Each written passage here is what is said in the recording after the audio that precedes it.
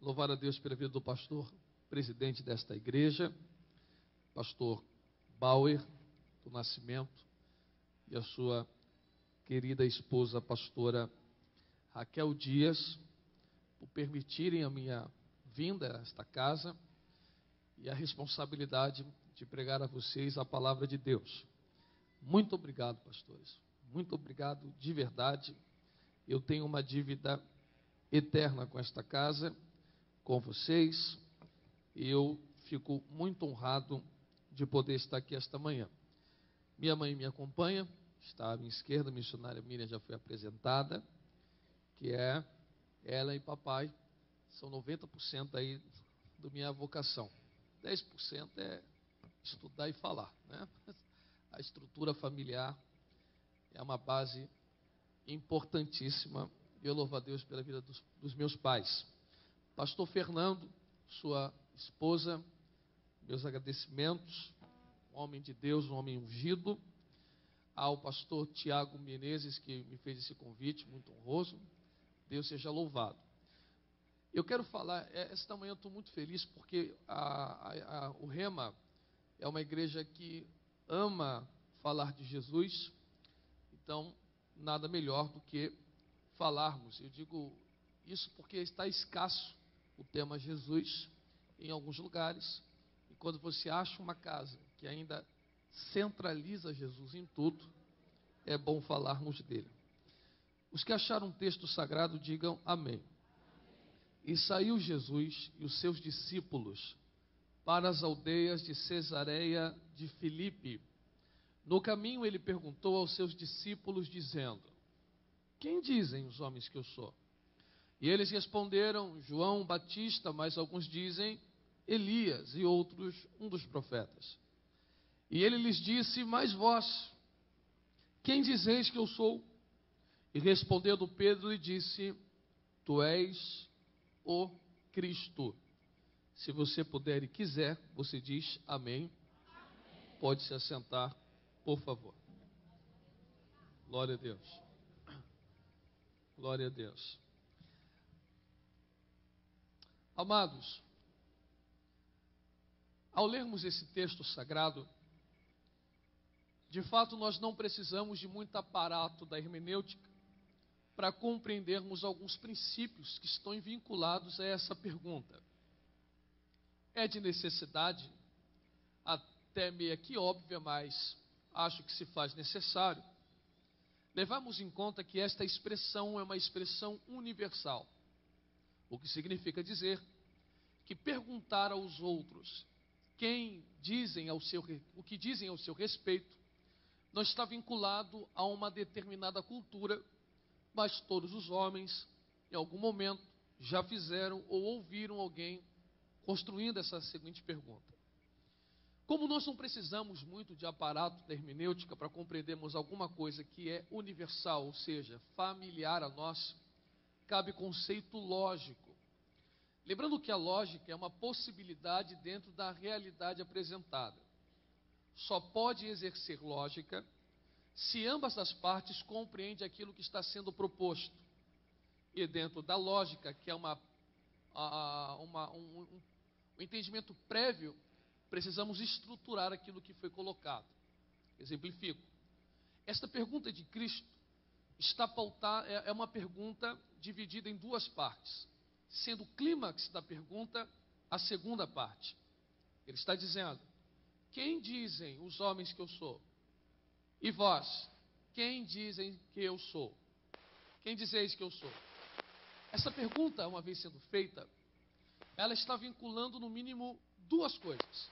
Primeiro, quando alguém pergunta ao outro, o que estão dizendo a meu respeito, pode ser uma demonstração de insegurança acerca da sua própria identidade.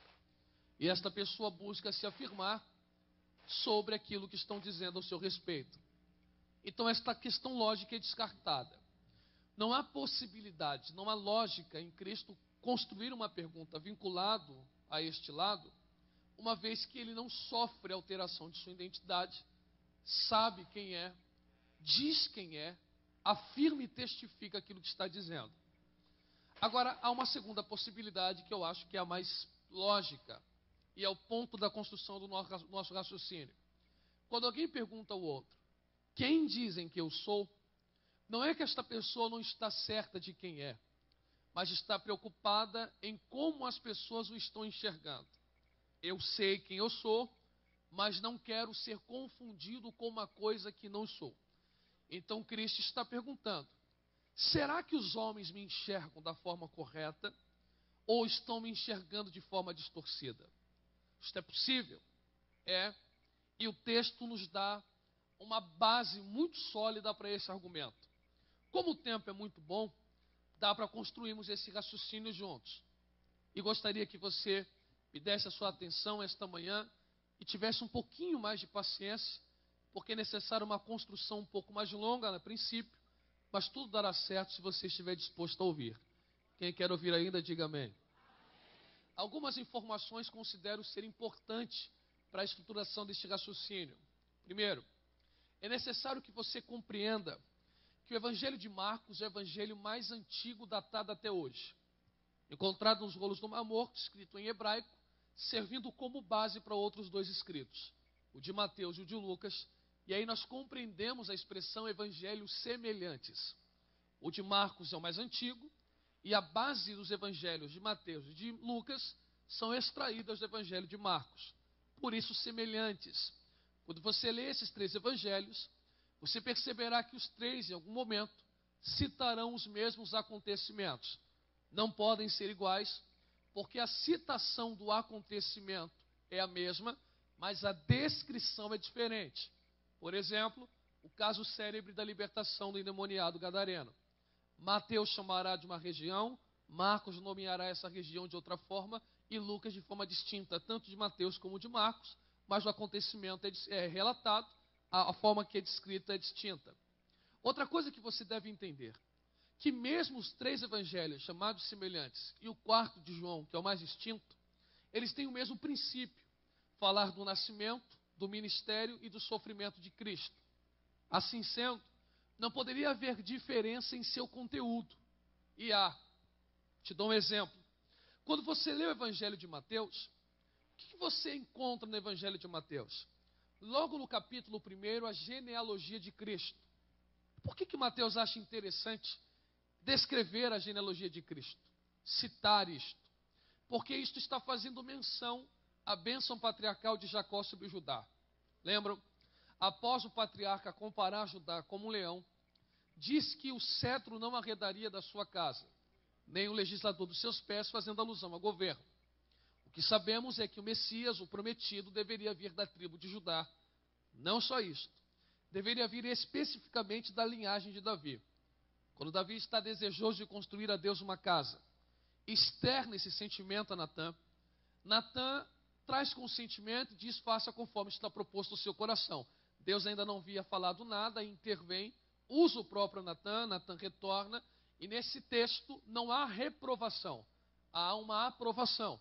E esta aprovação é vinculada a uma aliança, e Deus diz, a lâmpada da sua casa não se apagará, sinônimo de descendência, o que significa que todo rei de Judá deve vir da linhagem de Davi, e Mateus está explicitando isto em Cristo.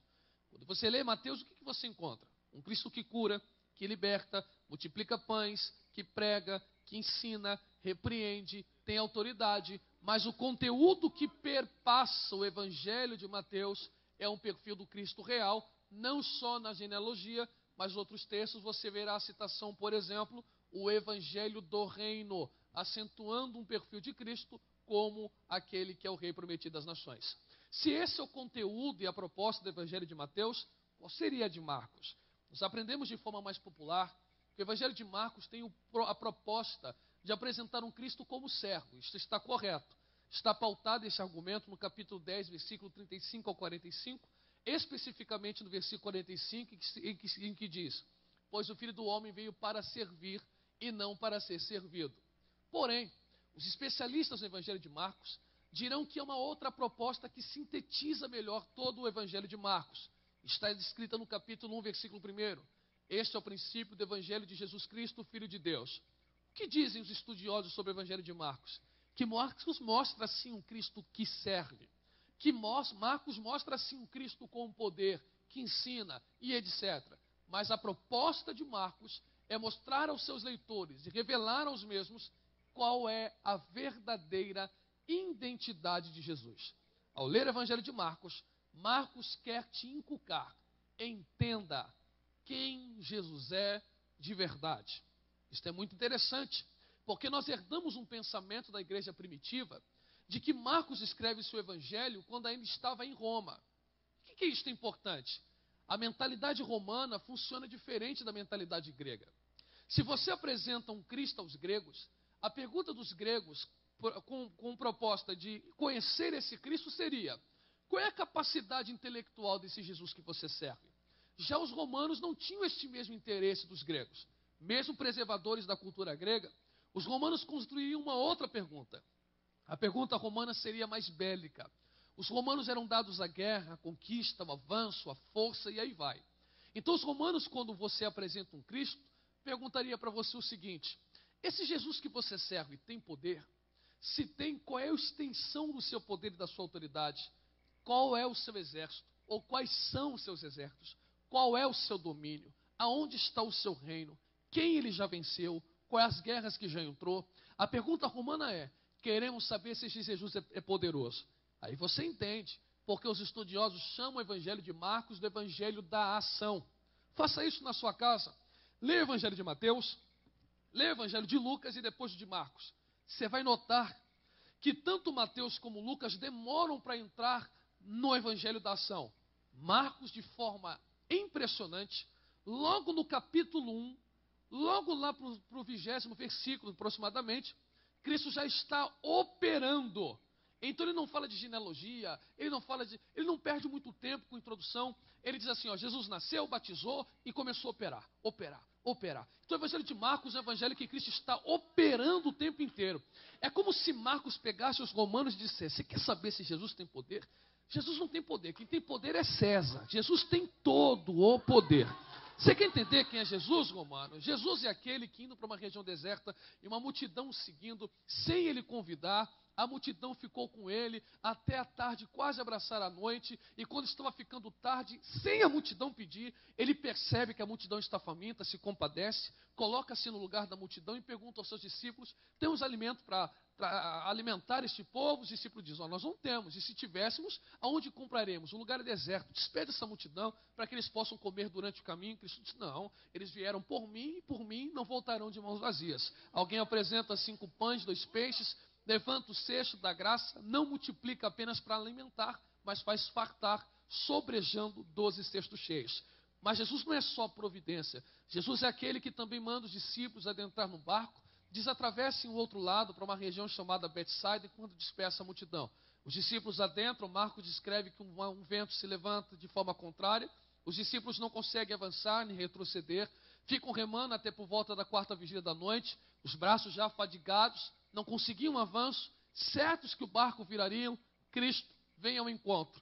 Não há nada, nem a jet ski ou lanche, mas andando, sem correr, andando por cima das águas, e com o poder da sua palavra faz o vento parar, o mar se aquietar e os discípulos chegarem. Mas Cristo não é só providência e poder sobre a natureza. Marcos escreve no capítulo 5 de forma maestral sobre o endemoniado gadareno. E me permita aqui, por favor, ser sincero, porque quem prega deve ser sincero sempre. Eu não posso afirmar quantos demônios haviam. Eu posso fazer uma abstração por conceito lógico. Porque se os demônios dizem a Cristo: deixe que passemos para a manada de porcos, e é aproximadamente 2.000 porcos, podem ser milhares de demônios ou vinculados à legião romana. Não é preciso quantos demônios haviam. Não sei te precisar. Mas se avaliarmos segundo os porcos, eram 2.000. Era impressionante, porque o estado demoníaco desse rapaz eu nunca vi. E olha que eu já tenho participado de muitos eventos ocultos de libertação, de coisas que acontecem de forma impressionante. Mas o estado demoníaco desse garoto, Marcos escreve, por exemplo, que ele caminhava de um lado para o outro sempre. E ali no grego dá uma conotação de constância. Então o rapaz não dormia, perdeu o juízo, andava nu, morava no sepulcro, quebrava cadeias, rompia aguilhões, se feria Ninguém continha o rapaz. Ninguém. Nem cadeias, nem guilhões, nem medicina, nada conseguia parar o rapaz. Ele perdeu o juízo, não dormia, andava nu e sepulcro. E Marcos escreve que quando Jesus chega em Gadara, Jesus não chega dando carteirada. Cheguei, olha eu aqui, cheguei, hein? Vou resolver os seus problemas. Jesus não vem da Marvel, não é? Jesus não é os Vingadores. Jesus só chega, Marcos diz, e pisando, só pisando. Em Gadara, o endemoniado sai do sepulcro, prostra-se aos seus pés, e o termo ali no grego, se não me engano, é prosconeus, que dá uma conotação de reconhecer a autoridade. Então os demônios, só dele pisar, na pisada, sai, diz, alguém mais com autoridade maior do que a nossa, chegou na região, eles se prostram e diz, já chegou a hora de nos atormentar, os demônios já ficam recuados. Mas ele não é só poder sobre a natureza, providência, poder espiritual, ele também é cura e com o poder da sua saliva abre os olhos aos cegos. O que Marcos está falando para os romanos? Pode ver que Jesus tem poder, ele é cura, ele é providência, ele é libertação, ele abre porta, ele fecha a porta, ele exalta, ele dá vida. Só que o evangelho de Marcos é dividido em duas partes. E nessas duas partes você vê uma parte do evangelho da ação, do capítulo 1 ao capítulo 8, versículo 26, e a partir do capítulo 8, versículo 27, uma segunda parte.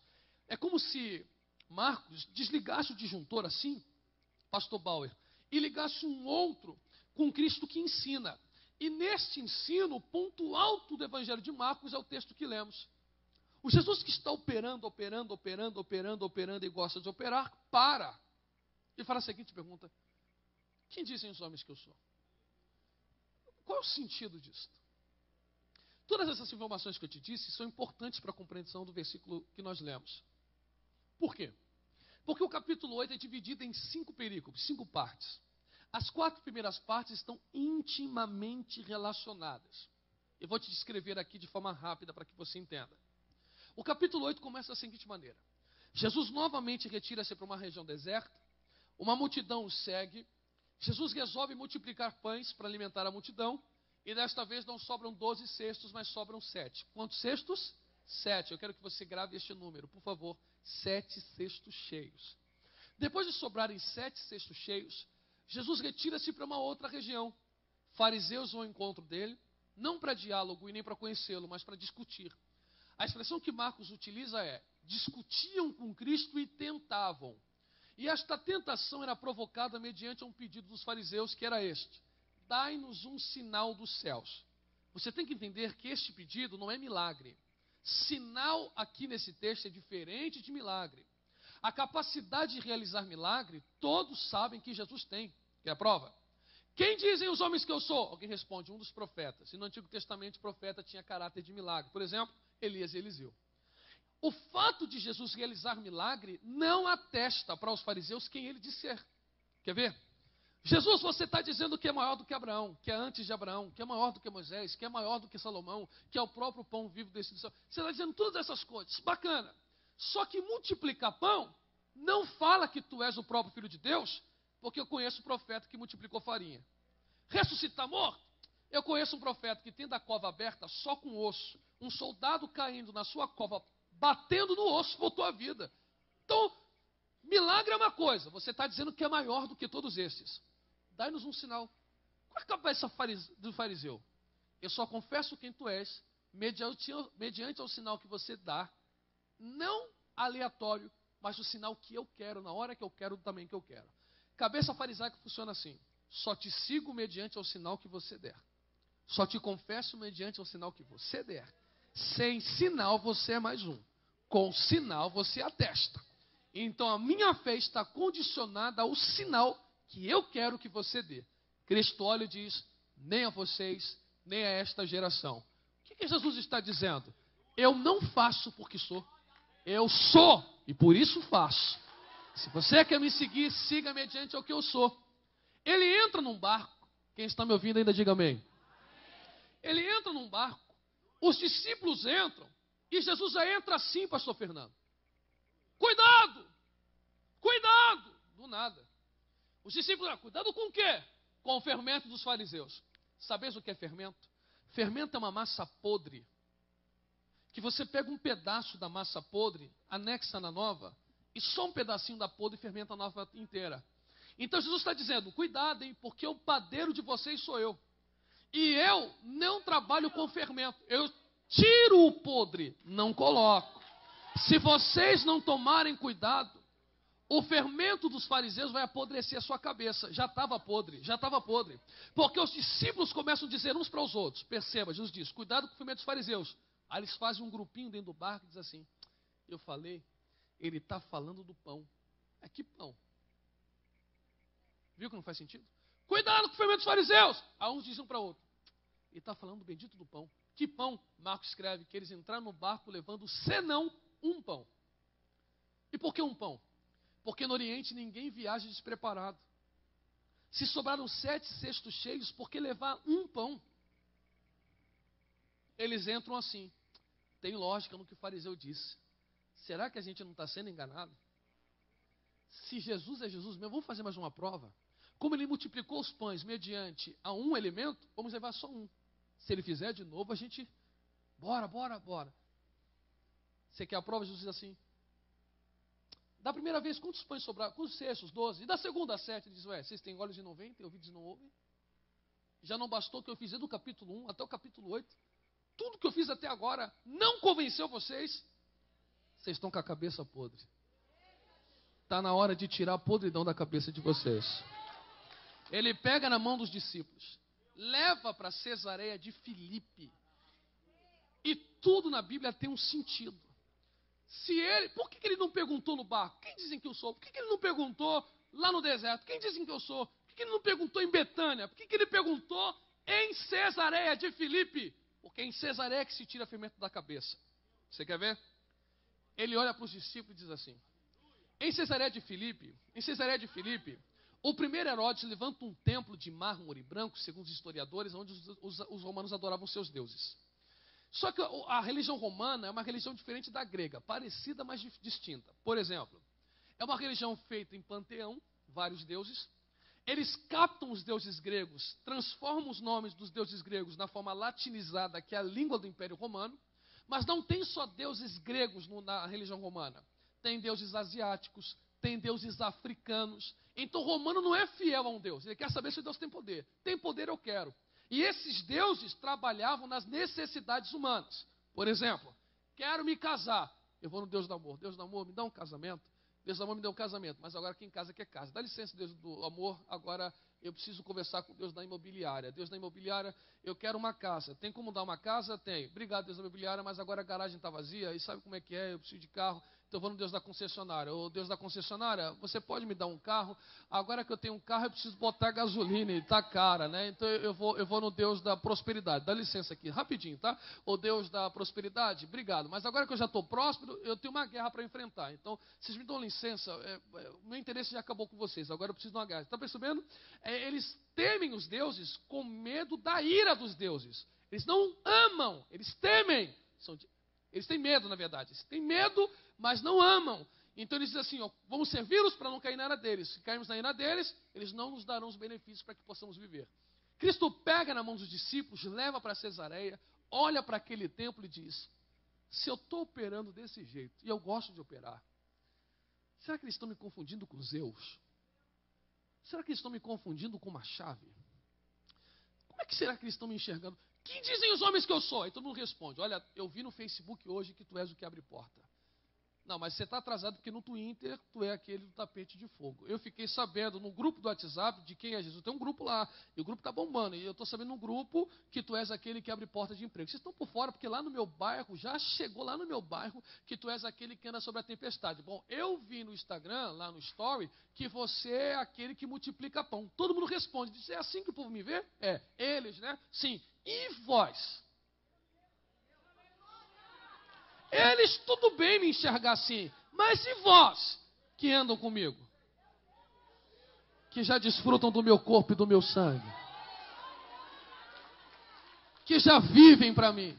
Quem eu sou para você? Aí houve um silêncio, Mateus olhou para baixo, João deu uma disfarçada, porque a cabeça está fermentada, eles não conseguem atestar quem Cristo é. A cabeça está podre. Aí eles olham assim para baixo. Ninguém responde. Natanael cruza os braços. João fica calado. só um dedo levanta.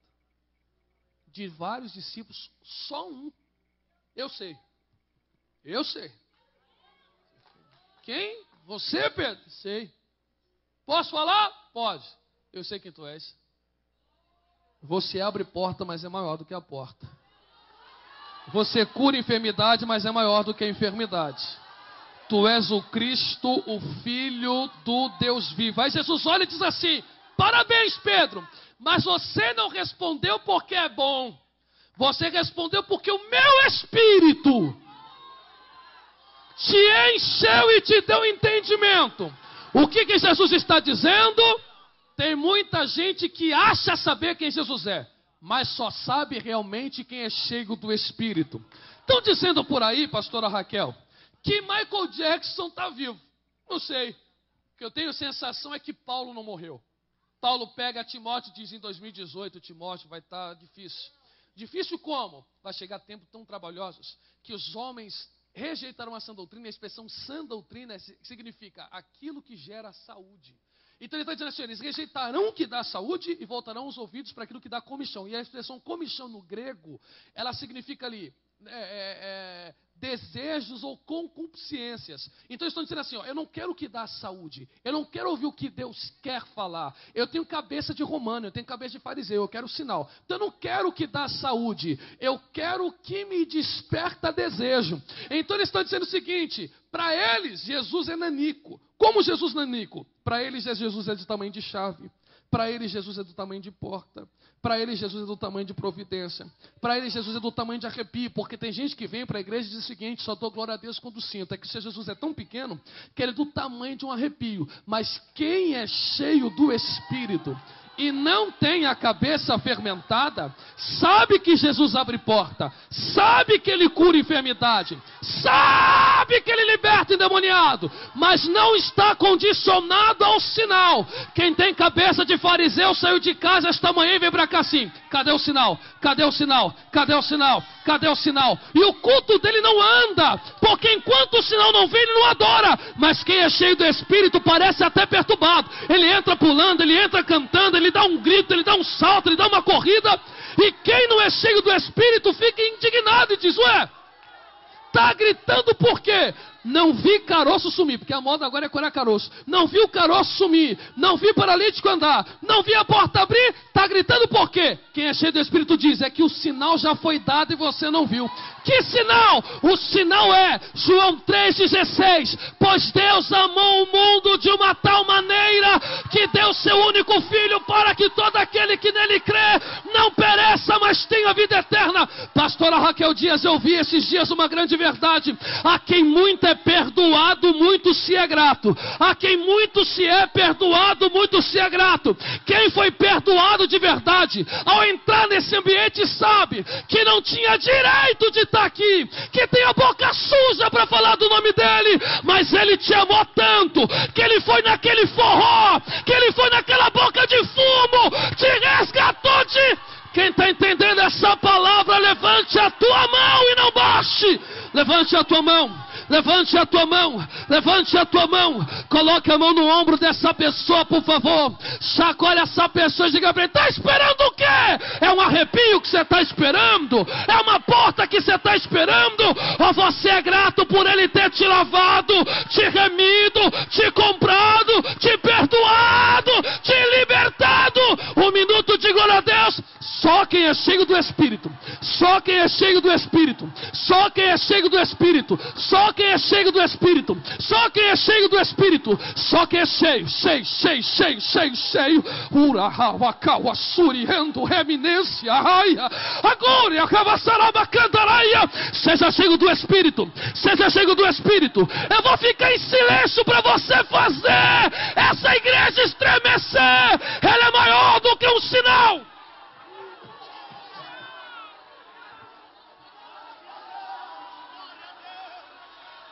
Ele é maior, ele é maior, ele é maior, ele é maior do que uma portinha.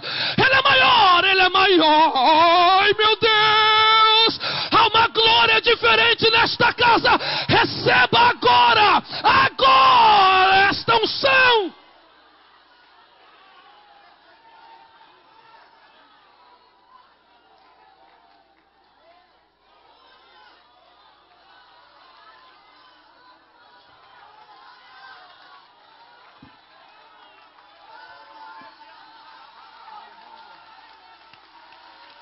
Aleluia. Aleluia.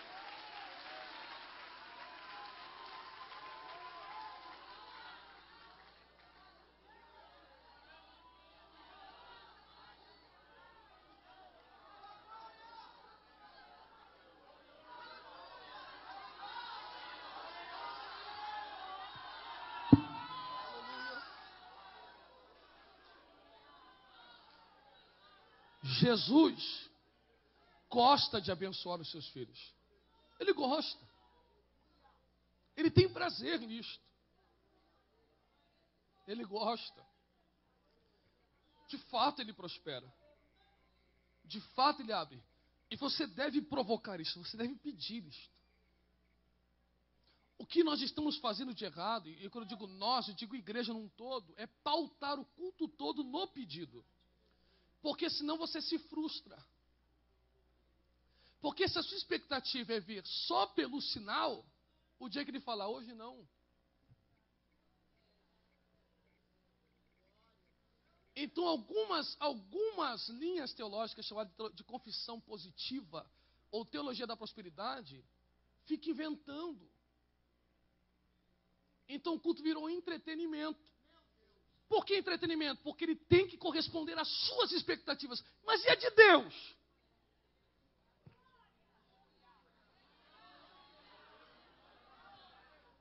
Então a gente fica criando aparato para satisfazer o ego do homem. Eu vou te explicar. Jesus vai para uma região deserta, e aqui encerro. Uma multidão o segue, ele não convida, só que a multidão vem por ele. É quando a multidão vem por ele, a fome chega. E quando a fome aperta, eles não saem com fome, hein? E no deserto, eles perdem a noção do tempo e ficam atraídos naquela presença. Porque quando nós viemos por ele, por mais que as necessidades gritem, nós não saímos do ambiente enquanto ele está. Não sai. Não sai. Aí ele sem a multidão pedir. E olha, irmão, vou repetir para deixar muito claro. Peça mesmo. Provoque. Fé é isso. Por favor. Mas o que acontece? Ele se compadece e diz assim, ó, eu sei do que vocês precisam. E não vou dispensar vocês com as mãos vazias. Não vou. E ele não dá na medida. Deus não dá na medida. Deus tem infinitamente muito mais além daquilo que pedimos ou pensamos. Quer ver a prova? O azeite parou. Se tivesse mais vazio, ele dizia, vai embora. Vai embora, vai embora. Não ia cessar. Só que o povo saiu de lá evangelizando errado. Porque o povo deveria falar assim, ó, você precisa conhecer Jesus. O povo volta assim, ó, tem um camarada aí que multiplica pão. Você perdeu a cruzada. Por quê? Não, a cruzada lá tem pão sobrando. Ah, que isso? Estou te falando. Aí já virou entretenimento. Já virou entretenimento. Porque eu sou novo, eu só tenho 30, faço 31. Os cultos antigamente não se... Ó, irmão, eu vou ser sincero. Né? Em estrutura a igreja avançou muito. Som bom, qualidade musical, teologicamente cresceu. Mas a sede de antigamente é que precisa voltar. Que a gente ia para os cultos assim, movido nisso. Vamos buscar Jesus. Essa era a pegada. Eu vou para a vigília buscar Jesus. E ó, irmão, quem ia para a vigília chegava no começo, passava do meio, ia para o fim e depois ia embora. Não era show, entretenimento. Só que agora o negócio mudou. Ah, vem que vai, vem que ele multiplica, vem que ele abre porta. Vem, aí o povo vem na expectativa disso. Quando o povo vem, Jesus diz, já entendi. Vocês já estão me trocando pelo sinal. Então tá bom, né? Ele começa a pregar, meia hora de mensagem, nada de pão. 45 minutos de mensagem, nada de pão. Alguém já cutuca, o outro diz assim, rapaz, eu vim até de jejum. Cadê o pão? Tu vai ver, hein? Olha a expectativa, tu vai, no final, tu vai ver. 1 hora de mensagem, nada. 1h30, nada. Alguém levanta e diz, ó, estou no deserto, longe de casa, cadê o pão? Ah, você quer pão? Quero. eu sou o pão da vida que desceu do céu. Quê? A multidão levanta, vira as costas e diz: culto só com Jesus não tem graça. Não tem graça. Culto só com Jesus não. Tem que ter sinal. Sem sinal, igreja fraca, paralítico não levanta lá, pregador fraco, não tem revelação, não tem profecia. Mensagem fraca, não viu os demônios se rastejando. Vamos embora, culto com Jesus não tem graça. Os discípulos que estavam perto não abrem a boca. Aí ele olha para os discípulos e diz assim: mete o pé. Vai vocês também. Somem daqui. O discípulo: nós? Não, para onde? Se só tu tens palavra de vida eterna. Termina assim: quem sentiu o sabor da vida eterna não cultua viciado no sinal. Porque o escritor bíblico, tentando falar do sabor da vida eterna, fez assim, ó: vida eterna tem gosto de morango, é pouco. Vida eterna é igual ouro, é pouco. Vida eterna é igual ganhar na Mega Sena, é pouco. Vida eterna é igual você ter um filho, é pouco. Vida eterna, vida eterna. O que o ouvido não ouviu, os olhos não viram, e nem subiu ao coração do homem, são as coisas que Deus... Levante as tuas duas mãos o mais alto que você puder, o mais alto, o mais alto. Deus sabe o deserto que você está, sabe que você veio aqui no deserto, e Ele manda eu lhe dizer: eu vou te surpreender de tal forma que o cesto vai sobrejar. Mas enquanto o cesto não enche, não fique aficionado no meu sinal. Me centraliza que eu vou te surpreender ainda por esses dias. Quem acredita no que eu estou pregando, dá um pulo dessa cadeira, uma rajada de glória. Posso orar, pastora? Posso orar? Fica de pé comigo que eu quero orar pela sua vida.